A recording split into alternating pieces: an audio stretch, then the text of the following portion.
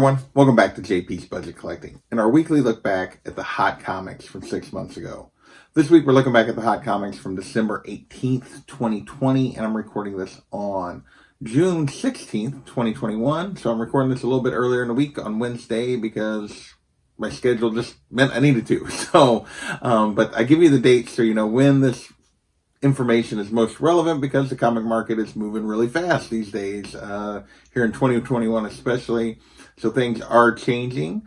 As always, we're looking back at the CBSI Hot Top 10 and the Comic Tom Key Collector Hottest Trending Comics of the Week. They each put out a list of 10 books that were hot that week, that we are then looking back on here 6 months later to see what we can learn. Have they maintained value? Have they gone up? Have they gone down? What factors might have contributed to whether they've done those things? So that's what we're talking about this week. We got 16 books this week. We actually had 4 overlaps, which is pretty light, or a lot of overlaps actually. Typically we're more 17, 18, occasionally 19 books, but down to 16 this week. So, and I will tell you, almost all of these books, we were exactly a week out from the Disney Investors thing where they promoted a whole bunch of new stuff coming. So this list is completely dominated by Marvel and Star Wars, but let's get into it. So first up, we got Word. I'm going to go with Word on the pronouncement here of Word number 1 from 2019. And this made the list because it was optioned by FX.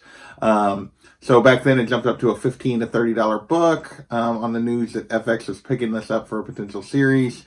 Now it's a $5 to $15 book, 9.8 sale. The only one was $67 plus shipping. So they go technically with the shipping for a little more than that. But this is definitely down, definitely an I'll be back. One of those things, as always, got option, doesn't mean anything's going to happen anytime soon. So next, we're going to move into one of our 3 comic buzz books. And first up, we have Batman 313, first appearance of Tim Fox. And this hit the list because it was revealed that Tim was going to be the next Batman, not Luke. Everybody had been speculating that Luke was going to be the future state next Batman, but we found out that it was going to be Tim. 9.0, this book went for $740 and 8.0 went for $600. Now raw copies are going for just $50 to $200. 8.0, $225 to $300, so down significantly, a 50% decrease. 9.2, $350 to $450. There wasn't any 9.0 sales to compare to, but 9.2s are going for significantly less as well. So yeah, this book is definitely down. It's not necessarily that people didn't like the storyline, and they're still kind of pushing this Tim Fox's Batman thing, but they went back to the kind of the regular universe. So the book is definitely way up still from where it was before any of this happened, but definitely down from that peak right at the news. So it did turn into a bit of a trap just because of that. Next we have Solid Blood, number 17.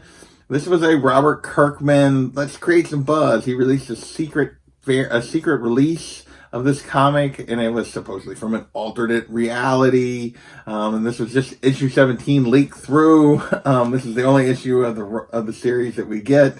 It went for $15 to $20 at release. Now it's a $5 to $20 book. I know my comic shop had copies of this for a long time after it was out.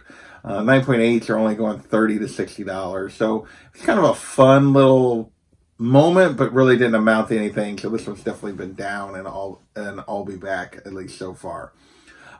Next, our last comic buzz, we have Night Hunters number 1 from 2020, and this was kind of a little micro indie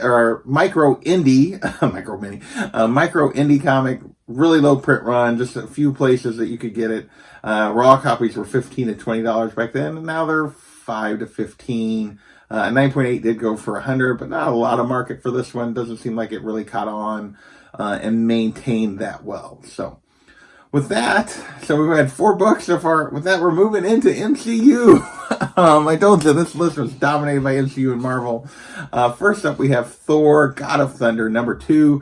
This is the second week in a row on this book. This is the first appearance of Gore the God Butcher. And of course, we got news that Christian Bale was playing Gore in upcoming Thor Love and Thunder. Raw copies for this were going for $200. 9.8 hit $500. Now raw copies are $100 to $200. So just down a little bit, raw, but 9.8 are actually up just slightly at $550 to $600. But overall, more copies, raw copies are selling. So I did put this as an I'll be back, kind of just a little bit down. You could argue maybe I should just put it as steady given the ranges here, but yeah, still a very good book. And my guess is this will jump again once we get a trailer or an image of Christian Bale as Gore. Next, we have Miss Marvel number 13. This is the first appearance of Cameron. And this was basically potential antagonist for the Miss Marvel show, and an actor kind of revealed that he was playing Cameron in the show. So this book jumped up to $20 for raw copies, and it's still basically sitting in that exact range, $15 to $25 for raw copies, $80 to $200 for 9.8, so pretty wide range on 9.8 sales. But yeah, we know this character is going to be a part of the show. How big a part of the show, we don't know yet for sure, if he's just going to make an appearance or if he's going to be the main villain. Not sure about that, but we do know he has been cast. Next, we have Iron Man number 225. And this hit the list because they announced an Armor War show. And this is the first issue of that storyline in the comics. Back then, jumped up to $25 for raw copies. Now, raw copies are going for $10 to $30. 9.8 went for $250, but that's just one sale, so hard to do much on that. So call this down just slightly. Another kind of I'll be back. So this is one of the shows that's kind of farther out, but also one that is intriguing to me where they're going to go with this with no Tony. But yeah, so it'll be interesting to see where this goes. Next, we have Invincible Iron Man number 1, first first solo title for Riri Williams. And this comes on the heels of hearing that we're going to get an Ironheart show. We suspected, but we hadn't heard anything official. We got official word during that Disney meeting. So this is her first solo title, or with her as Iron Man.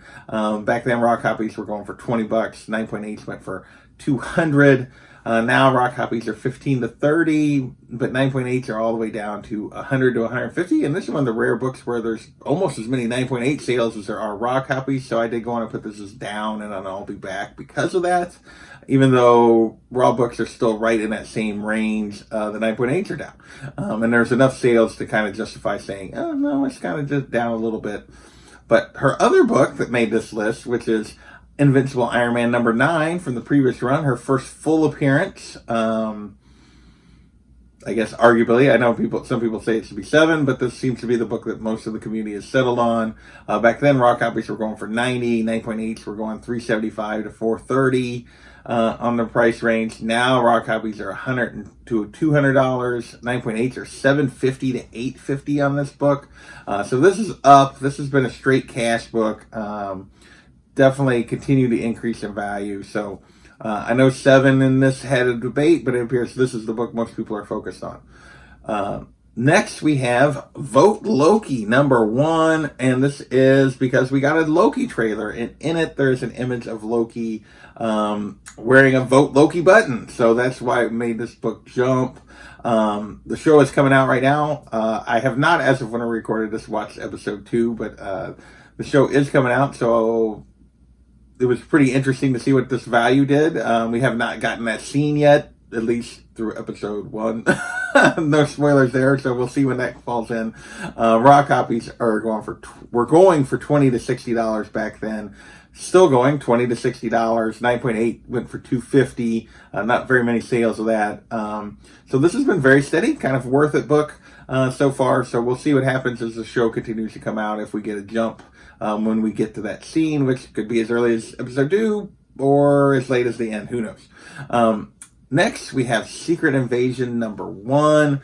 This is similar to that Iron Man book because we got the announcement of a Secret Invasion show coming to Disney Plus. So raw copies of this jumped up to 10 to 15. 9.8s were hitting 200. And this is another one. This one's up and kind of worth it. It's 10 to 30 now for raw copies. 9.8s are going a little higher at 225. So it's crept up just a slight bit over the last 6 months. We know this show's coming. We've gotten recent news about Emilia Clarke being cast for the show and some other things. So we know things are coming related to this, and this book has continued to kind of be worth it so far. Next, we're moving. So that's the end of the Star Wars section, or the Marvel section, and now we're moving into the Star Wars section. We had 5 Star Wars books. Some of them were because a couple of them were for direct announcements, but the rest of them were just people just specking on Star Wars. Period. First, we have Star Wars Jedi versus Sith #1, first appearance of Darth Bane. We didn't get any kind of projects that would indicate Darth Bane appearing, but yet this book kind of jumped up. A raw copy, according to CBSI, went for $500. 9.8 went for $1,000. Now raw copies are like $75 to $200, even for like near mint stuff. There was a couple sales just over $200 for really nice copies, but for the most part in that $75 to $200 range. 9.8s are going $1,000 to $1,200. So I didn't know what to do with this. Raws were way down according to this, but 9.8s are basically about the same. I called this down in a trap. I think maybe I should have called it steady because the 9.8s are there, and I don't know how many sales they were basing that raw copy on, that 500, if that was really a real sale or not. So next we have Star Wars X-Wing Rogue Squadron, the Rebel Opposition #1, and this hit the list because a Rogue Squadron movie was announced. Now, based on the timeline, I'm not sure it's going to have anything to do with this book, but anyway, people were jumping on this because it was the first Rogue Squadron book. Raw copies were going 40 to 60, but there was a high raw sale supposedly of 250. That feels like an extreme outlier. Maybe what was going on with that 500 on the previous book. But now raw copies are 15 to 30, so less than half of what it was going back then. 9.8, though, are still sitting in that 200 to 225 range. Are sitting in that 200 to 225 range. So that raw copy for 249 seems like it might have been an outlier or a fake sale or something weird going on there. So, but overall, this one's down significantly for raw copies, which are the vast majority of sales for this book. Next, we have Star Wars Dawn of the Jedi, Force Storm #1, and this is the 1 in 10 Flores variant, and this is the origin of the Jedi. Raw copies for this were going 200 back then.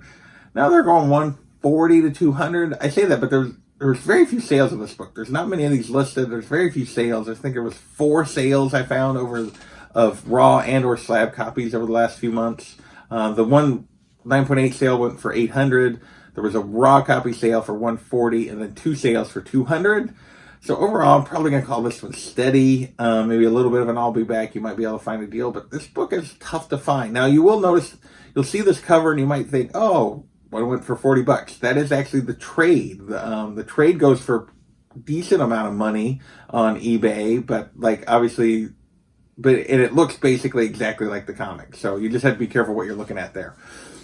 Next, we have Darth Vader #3, the first appearance of Dr. Aphra, and this is the 1 in 25 the Roca variant. 9.8 back then hit $14.50. This one hurts a little bit. Raw copies are going for 500 to 600. 9.8s are going for 2,000 to 2,700. I sold this one a little early, probably. It did allow me to do several things, but I did have a 9.8 of this book, and yeah, I could have tripled my money if I'd have held on to it just a little bit longer, but that's okay. So this one is way up. Definitely been a straight cash book. People are definitely specking on Dr. Aphra.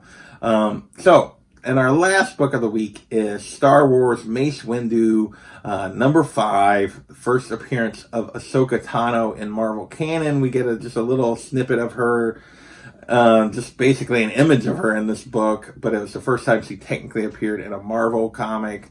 Raw copies back then were going for $100 after the announcement of the Ahsoka show. Now raw copies are 30 to 80. This was on the list last week going for 40, so we said it was kind of up and worth it. Well, a week later, it was all the way up to 100, and now it's down, and then I'll be back. So the timing is a little bit of everything on when you should get into these books. Sometimes it peaked a little too high for what it was able to sustain. Raw copies are now 30 to 80. 9.8s are going $200 to $300. My guess is once we get like a trailer and a timeline for the Ahsoka show, this book will jump again because people are kind of looking at this book because they can't afford that Star Wars Clone Wars #1 anymore because that book is just outrageous. So there you go. So that is it. That's our full list. We only had 16 books. We had 5 Star Wars books. Not really, only the Mace Windu book was and the Rogue Squadron book were kind of directly related to announcements, but we had 3 others also make the list. And then we had 1, 2, 3, 4, 5, 6, 7 Marvel books related to the announcements at the Disney investors meeting that they did. So I want to thank you guys for watching. Here comes your kind of recap slide, and we'll catch you next time.